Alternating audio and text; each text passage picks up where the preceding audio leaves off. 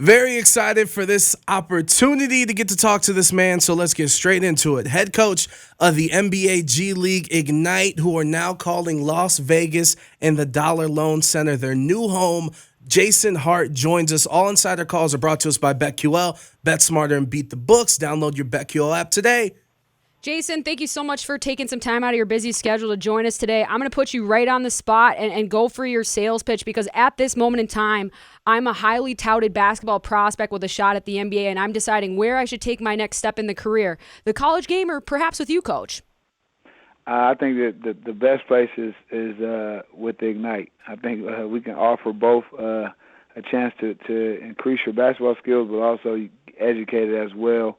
And get your degree from us as well. So if you're trying to become an NBA basketball player, I think, and you're young, I think this is a good place for you. And for you personally, Coach, where's your excitement level at right now, knowing that the Dollar Loan Center in Las Vegas is going to be the official home? I know last year there were some games at Mandalay where the Aces play, but now to be able to call the Dollar Loan Center home, what does that mean to you? I think it's great. It's a great partnership with Ignite and the city of Henderson. Being able to play in a nice arena as the Dollar, and I think the city of Las Vegas and Henderson as well get a chance to see up-and-comer future NBA basketball players on a nightly basis, and it's a great place, great market to play basketball in.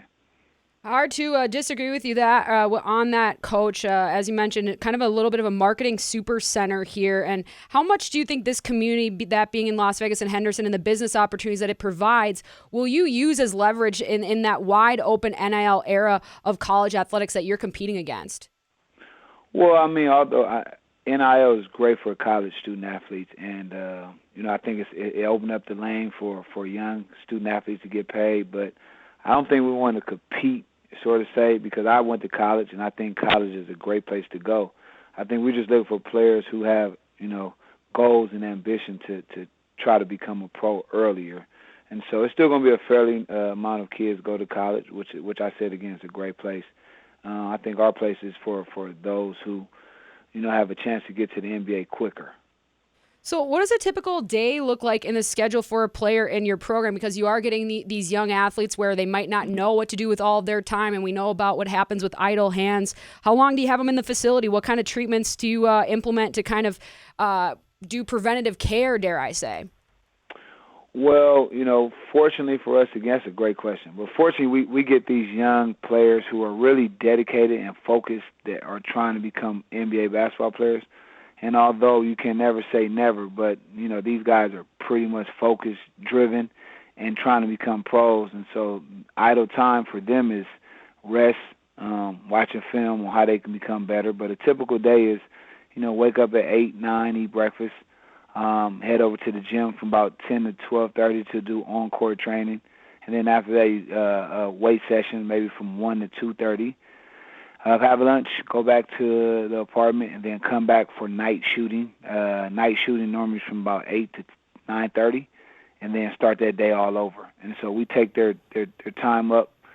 And then during season, there's obviously regular practices, no two-a-days, and games and traveling. So I think for the most part, we try to keep them tired, so when they do have free time, they just want to lay down and relax. No, I love to hear it. And last week the news came out, and I want to make sure I pronounce his name correctly, that City Sissoko is joining and signing up to play for the Ignite next season. For those that don't know, City's ranked the 25 overall prospect for next year's NBA draft. And with him coming from overseas, I just want to know, what are some of the things you learned from coaching and also just watching Dyson Daniels grow last season, which obviously he came from Australia and spent the year with you guys before he got into the NBA this past draft? Yeah, what I learned was that, for each player individually, it's a process, and, everybody has a start to the program and an end. And, one thing about all the prospects, they're all going to have their bumps in the road, which is normal because they're becoming pros and playing against pros, and they're trying to navigate that, at the same time. But it's a long season. I think each prospect gets better over the course of the year, and I think if you stay true to who you are and continue to believe in, the skills that we're trying to implement and trust the process, I think sky's the limit for each and every prospect that comes to the program. We're talking to Jaden Hart, the head coach for the NBA G League Ignite, our very brand new neighbors here in our sports cul-de-sac here in Las Vegas and Henderson. You mentioned about how focused these guys are, and you have them for probably 1 year before they take that next big step. But fundamentals are everything in every single game, and I find just the basketball pipeline fascinating because these players are coming to you so talented, so young, and many so physically still immature. And there's a challenge to kind of maintaining your body awareness through those developmental years. I mean, how crucial is that to your coaching and in the short time that you have these guys? Yeah, that's very crucial to trying to develop their body. I mean, it won't happen in a year, but our process is just getting that started so they understand what they're getting into. And obviously, when they lead a program, the weight program will continue whatever NBA team they join. But at the end of the day, talent always weighs out. I think their bodies still will be immature, but at the next level, the NBA always look at talent over, body maturity. And as long as they continue to get better and work towards changing their body, I think they'll be fine. But more than not, the talent always wins out. Now, Coach, I don't want to get yelled at by some people in Henderson by not asking about Jaden Hardy, who, of course, played high school here in Henderson. I wanted to know how you felt and how proud you were seeing some of your players get drafted in Jaden Hardy and what you can or what the Mavericks can expect to see from Jaden this upcoming season. Well, I'm super excited that Jaden got drafted. I think a lot of times, we look kind of past the what can happen, what cannot happen. But for him to get drafted, being from Las Vegas, it was a huge stepping stone for him and his family. And so I think he came and used the program for what it was worth, and he put his talent on the line each night. And he was not afraid to compete. I think the Mavericks is going to get a great young man first and foremost, but then they're also going to get a young man who's driven to try to be the best basketball player that he could be. And I know he's looking forward to that challenge and showing people why he belongs in the NBA. Coach, we talk a lot about the professionalization of youth sports, and you're at a very interesting intersection of where that is, because I want to know what, in your mind, is the most effective way to combat burnout with young athletes today, because they're getting them started so early with a singular focus, hyper-specialization, and that can weigh on some of these young guys and really, there's obviously some scary consequences, but then there's the kind of toy department where you're losing your love for the game. Where are you at with that process, and how did you experience that, if you did, during the course of your career? Well, I'm a big, person in terms of, I believe that the young kids should play all sports. I grew up playing football. That was my first love. I played football from 7 years old all the way up to my sophomore year in high school.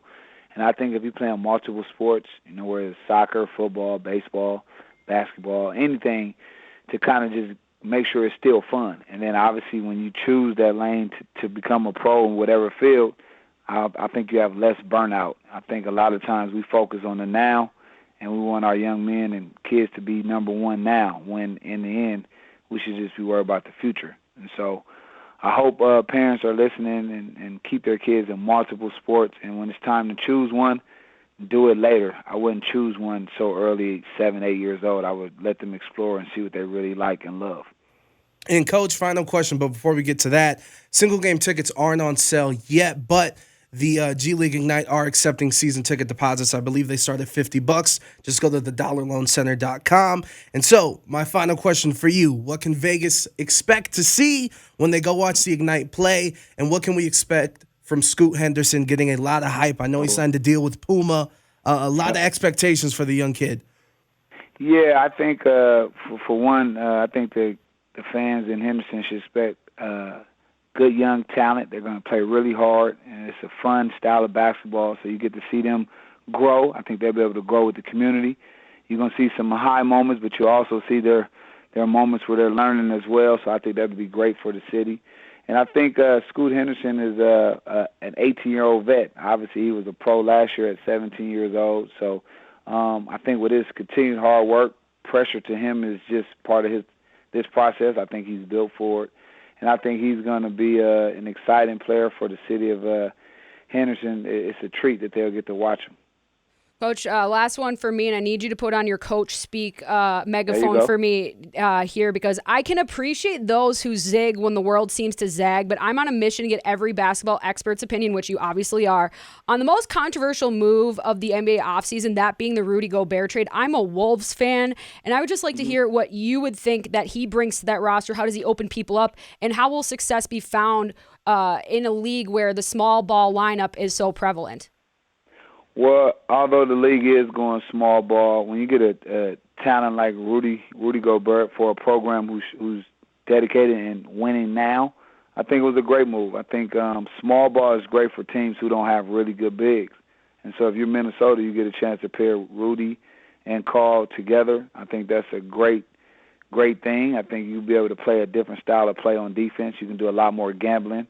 And so I think that is going to entertain the crowd as well.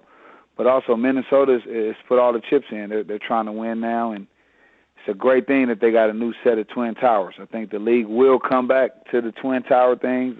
Cleveland is doing it right now. Hey. Minnesota just did it, so it's heading back that way. Using the gambling metaphor, it's like you're a local already, Coach. Yes. I'm excited to get down to Henderson. I can't wait to see you guys, meet you guys, and looking forward to spending time with you guys. Yeah, absolutely. We're looking forward to it. Thank you again for taking some time out of your day to chat with us about what you're growing with the G League Ignite right down the street in our sports cul-de-sac here in Vegas. May the rest of your offseason be filled with slip and slides and popsicles. Thank you so much, Jason. Appreciate you guys. Have a good day. Take care. There he is, Coach Hart, joining us from the G League Ignite. And, of course, all Insider Calls are brought to us by BetQL. Bet smart and beat the books. Download your BetQL app today. And coming up next, Signe Mac.